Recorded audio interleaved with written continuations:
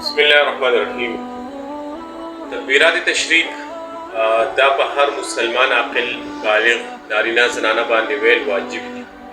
اوس دا به کله وایو؟ دا به انشاءالله زمونږ په پاکستان کې په 16 جون باندې مدا شروع کیږي د سهار د لمونځ نه.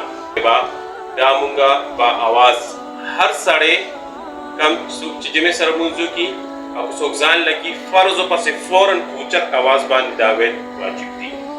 دغه شان د زنانو دپاره هم دا ویل واجب دي، خو هغوی به اواز نه اوچتوي. اوس دا شروع کیږي به انشاءالله په 9 ذوالحجه چې به زموږ جوړېږي 16 جون او د اختر تر 4مې ورځې پورې.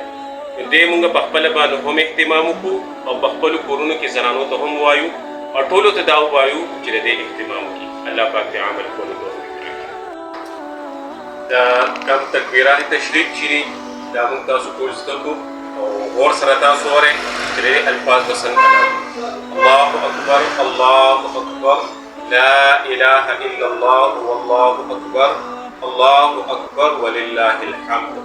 دا سم چې د دې صحیح ویل دي، درست تلفظ دی، نو په خپل هم دا زده کړو او نورو ته هم د دې ترغیب ورکړو چې صحیح الفاظو سره دا ادا کړي.